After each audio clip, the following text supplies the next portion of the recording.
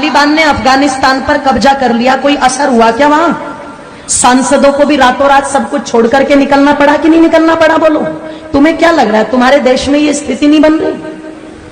तुम्हारे बीच से अगर किसी एक बहन बेटी ने कोई बात टीवी डिबेट के ऊपर बोल दी और वो बोली है जो लिखा हुआ है, प्रमाण है, वो झूठ नहीं है, वो कोई अलग से निकाल करके नहीं बोली।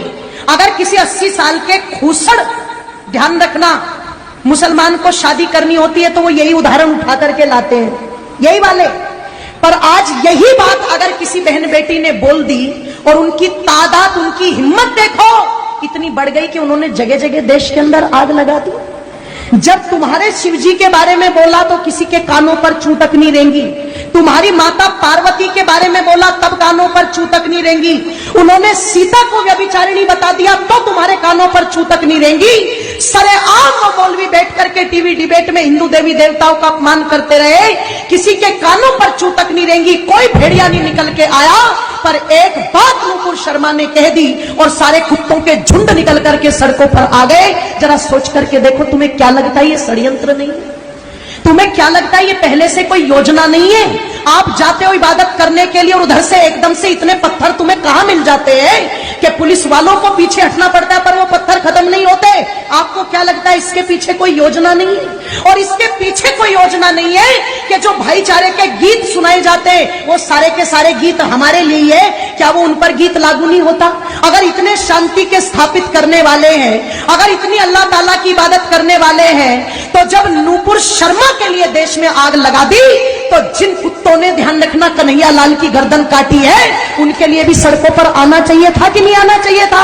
तब तो पता लगे कि ये भाईचारे का पाठ दोनों तरफ से चल रहा है। और तुम एक पक्ष को लेकर के आग लगा दो देश में और दूसरे पक्ष पर तुम दुधकारी मान करके बिल में घुस जाओ, इससे पता नहीं लगता। ध्यान रखना, इसलिए थोड़े से सचेत हो जाओ।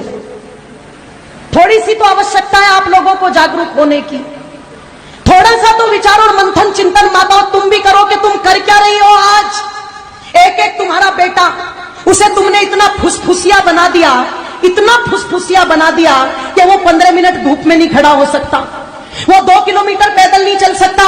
वो इतना फुसफुसिया सुख सुविधाएं देकर के बना दिया, सपना सजा करके बैठे, हम तो इतनी संपत्ति जोड़ के देके जाएंगे, हम तो इतना बैंक बैलेंस जोड़ के देके जाएंगे, हम तो इतने बड़े बड़े मकान दे करके जाएंगे। एक बात मेरी याद रखना, चाहे सब भूल जाना, एक बात मेरी पर याद रखना, सब भूल जाना।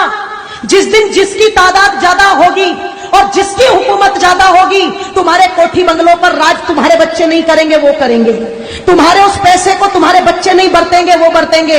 तुम्हारी संपत्ति पर मालिकाना अधिकार तुम्हारा नहीं होगा, उनका होगा। अगर यकीन ना हो तो कश्मीर का इतिहास ज्यादा पुराना नहीं है, अगर यकीन ना हो तो पाकिस्तान को अलग हुए ज्यादा समय नहीं हुआ है, जब रातों रात अपना सब कुछ छोड़कर के वहां से भगना पड़ा था। वो जमीन भी छोड़ी, वो कोठी बंगले भी छोड़े, वो धन संपत्ति भी छोड़ी। और इससे ज्यादा और दुर्गति क्या होगी कि छोटे छोटे दुधमुहे बच्चों को अपना पेशाब पिला पिला करके भारत तक उनको लाना पड़ा। तुम सोच करके देखो, ये स्थिति हो चुकी है। और अगर ये पहले हो चुका है, आगे नहीं होगा, ऐसा बिल्कुल भी मान करके मत चलना। क्योंकि जो कौम अपने भूले इतिहास से शिक्षा नहीं लेती, उस कौम के मिटने में कभी भी देर नहीं लगती।